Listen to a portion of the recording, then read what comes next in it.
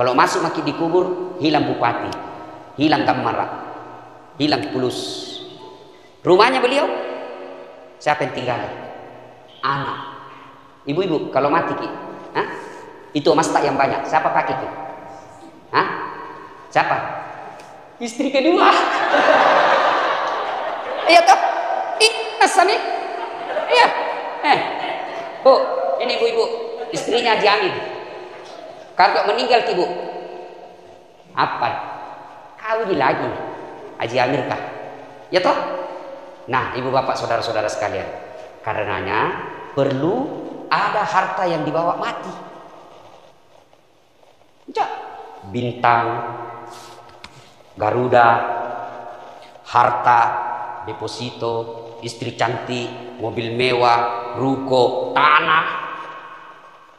Kalau kita tidak sedekahkan untuk kehidupan akhirat, tidak ada gunanya kalau masuk makin dikubur. Dan orang kalau sudah masuk dikubur, bukan bilang perjalanan 1 tahun, bukan bilang perjalanan 10 tahun, tidak pulang nih orang. Ada orang Goa, Rewa, jago berkelahi, pergi Jakarta, tapi tidak ada warna. Kira-kira kalau di Jakarta, pergi merantau Jakarta tidak bawa uang, pergi cari mesnya Pemda Goa. Mau gak pulang Goa, tidak ada uangku. Nah bilang mes di sana, susah-susah saya kasih pulang cepat. Masih bisa pulang. Tapi demi Allah, kalau masuk makin dikubur, senang tidak senang, mantap konjoin, tidak bilang kau boleh-boleh lagi. Nah ini nih gunanya orang bangun masjid. Supaya itu hartata, meskipun kita sudah dikubur, jalan terus. Nih degen, datangi Pak Bupati sholat, datang dapat saya pahala almarhum Haji Sahrir dan Fatimah, dapat lagi pahala. Ya, datang lagi orang sholat, dapat lagi kiriman pahala. Itulah yang disebut amal jariah. Maka bersyukur orang yang punya harta dan mau bangun masjid. Bersyukur lagi kita, masyarakat yang tidak punya duit, bisa menikmati masjid secantik ini. Coba, bagaimana cara bersyukurnya? Rawatin masjid. Bagaimana cara rawatnya? Diperbaiki tamannya. Bagus. Diperbaiki tempat wudhunya. Cakep. Tapi kalau tidak ada jamaah, tidak ada gunanya taman. Tidak ada gunanya tempat wudhu. Tidak ada gunanya menara yang bagus kalau sepi dari jamaah. Apa sebabnya masjid sepi dari jamaah? 1.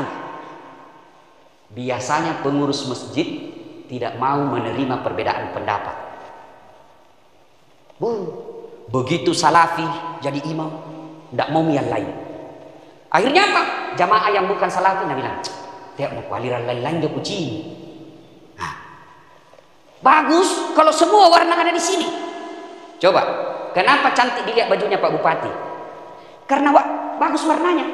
Ada hitamnya. Coba kalau warnanya juga coklat tulisannya, tidak cantik. Karena hitam tulisannya, jadi bagus dilihat. Makin banyak warna, makin bagus. Yang penting jaga warna-warni. Jadi di sini kasih masuk penceramah Muhammadiyah, kasih masuk ceramah NU, kasih masuk saudara kita dari Wahda Islamiyah, kasih masuk ormas yang lain. Supaya apa? Enak. Maka juga nanti pengurus masjid yang jadi imam nanti kasih ganti-ganti. Kalau masyarakat di sekitar sini lebih banyak yang mau kunut, kasih kunut. Kalau lebih banyak yang mau berdoa selesai sholat, kasih berdoa selesai sholat. Kada tahu itu anak-anak, Assalamualaikum warahmatullahi, Assalamualaikum, langsung lompat berdiri. Biasa itu langsung kutarik kakinya, tidak sopan kau. Duduk saya kau baik-baik dulu. Kan ada begitu. Kalau kau tidak mau berdoa sama-sama, jangan kau duduk di depan, kau langkah-langkai orang. Di belakang kau silakan. Kan ada begitu. Ditanya kenapa? Nabi tidak pernah doa bersama. Nabi tidak pernah zikir bersama. Itu kan Nabi dan para sahabat, bagus pahamnya. Kalau kita kodong, ada pak kepala talam baru tobat, ada pak botek baru tobat, ada pak minum balok baru tobat. Motong itu dibimbing kodong mengucapkan Subhanallah, Subhanallah. Sehingga ya bagus kalau dipimpin. Maka saya berharap masjid ini tidak berpecah belah gara-gara perbedaan pendapat. Insya Allah bagus itu masjid. Nah, ada biasa juga orang kasih malas itu orang ke masjid. Kalau ada masak-masak di masjid, menjemur pakaian di masjid, itu yang bermalam-malam di masjid. Boleh bermalam di masjid, tapi kalau tidak ada di rumah yang ditempati. Kan ada orang bilang, kami ini tamu-tamu Allah. Cocok di tamu-tamu Allah. Zaman Nabi begitu. Zaman Nabi dulu kan tidak ada memang tompi rumah penduduk di sekitar masjid. Sekarang kalau ada yang mau datang bermalam, oke, bermalam di masjid paling oke nih. Tapi jangan masak di masjid. Kadang di warung sekarang atau jemur celana dalam di masjid, itu merusak. Akhirnya orang tidak mau datang ke masjid. Satu. Yang kedua, penyebab orang malas ke masjid. Kenapa? Manajemen pengelolaan masjid tidak bagus. Apa yang dimaksud? Satu, imamnya biasa, nah balik-balik sunnah Nabi. Ya kan? Nabi bilang, ringkaskan bacaan sholatmu. Ini si kadinan jari imam. Baru mau takbir lama imam.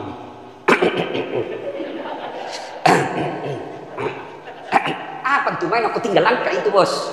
Adakah juga begitu? Kalau jadi imam, itu Pina bilang hebat kalau baca surah yang tidak ada orang hafal.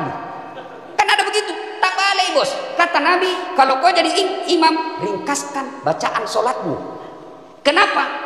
Karena kita tidak tahu siapa orang di belakang ini kemampuan imannya. Itu imam sebelum angkat takbir disuruh begini dulu. Salat jami rahimakumullah. Lihat ke belakang, lihat ke belakang. Itu kalau tentara, Pak Bupati ibaratnya inspeksi pasukan. Dilihat, oh banyak orang tua. Wih, tua-tua ngasih. Jangan kau lama-lama nupan raki mah. Ada kasih itu yang pensiun mau kodong, mati. Belum bisa selesai naik lagi kepala nak kodong. Belum bisa selesai jatuh lagi kepala nak. Naik lagi, masih sana kodong orang tua. Tuh, ringkaskan. Yang kedua kata Nabi, baca yang umumnya orang hafal. Tolong adik-adik ini penghafal Quran. Itu hadis, itu ajaran Nabi. Bukan Nabi bilang Nabi, baca kau yang susah. Nabi bilang baca kau yang umumnya orang hafal. Ini imam rata-rata penghafal Quran. Itu Pina bilang hebat kalau susah yang kita tidak tahu. Padahal enak itu kalau surah-surah pendek. Kenapa? Satu, kita bisa husu, ikut bacanya. Coba kalau imam baca Wadduha, kita juga ikut. Qul huwallahu al-ikhlas. Anak-anak juga teriak Qul huwallahu ahad. Kan apa lagi? Giliran Pak Imam membaca surah Al-Maidah ayat 10 sampai 55. Dia husu dengan bacaannya, kita husu dengan hayalan.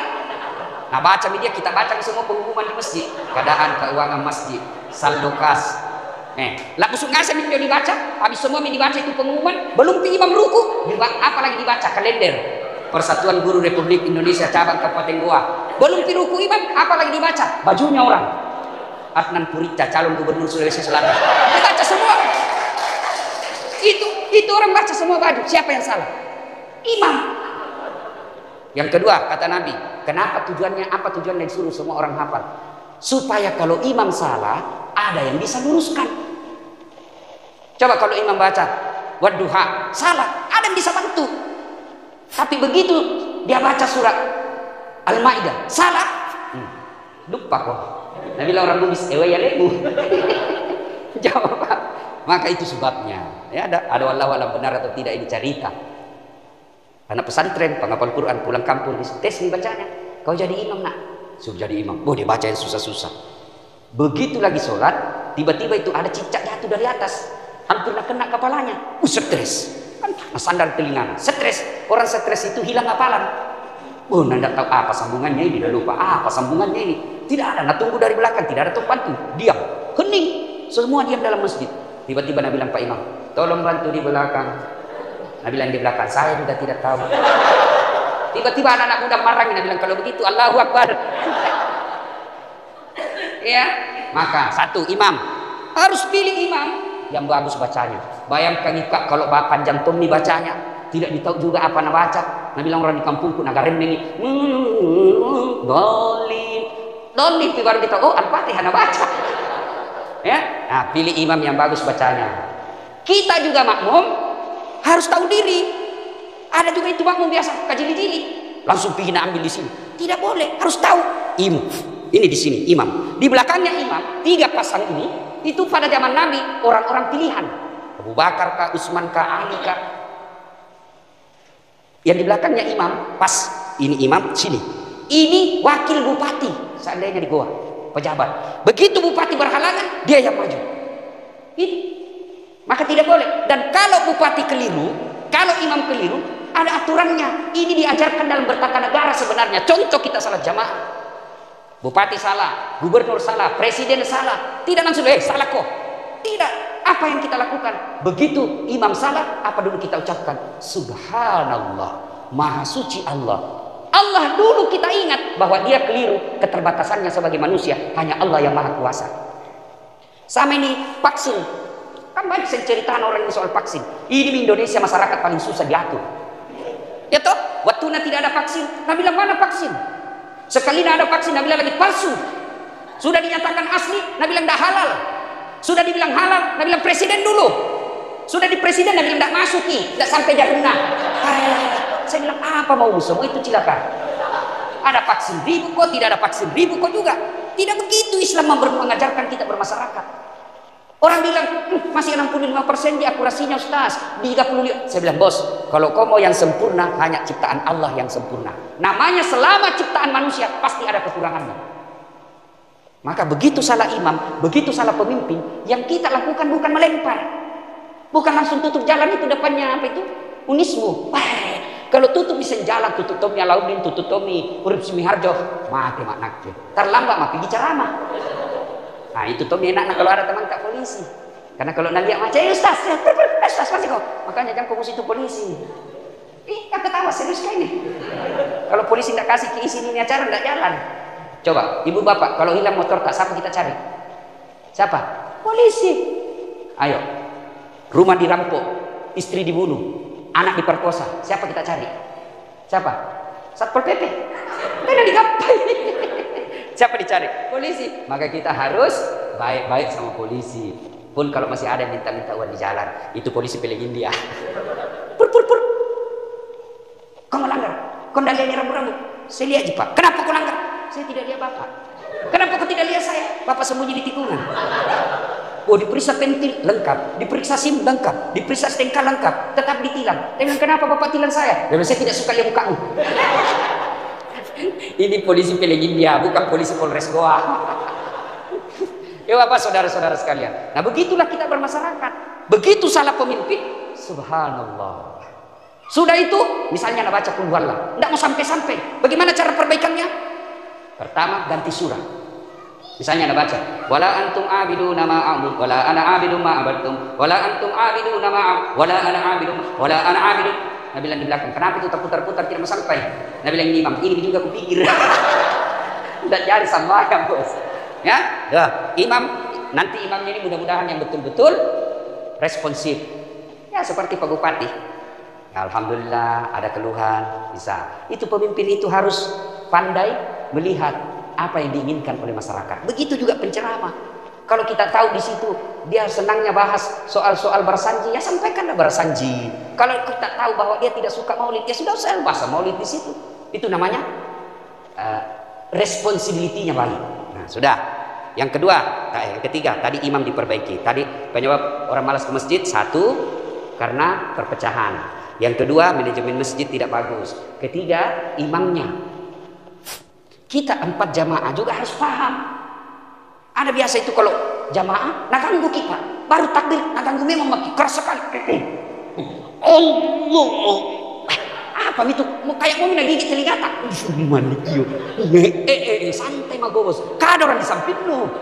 Iya toh, ada Tommy itu dikasih baik, kasih pindah kakinya. Kasih pindah lagi. Weh, ada begitu bisa kita dapat toh? Ah, saya biasa tegur. Kenapa kasih begitu? Aku kasih pindah kakiku, nak kasih pindah lagi. Kasih pindah lagi. Sekali ku injak. Selesai sholat. Kenapa Ustaz? Dek, kenapa? Karena harus baku sentuh itu kaki. Dia bilang supaya sap rapat Ustaz. Dek, setahu saya kalau mau dikasih rapat sap, bukan kaki dikasih baku sentuh, tapi apa? Nih.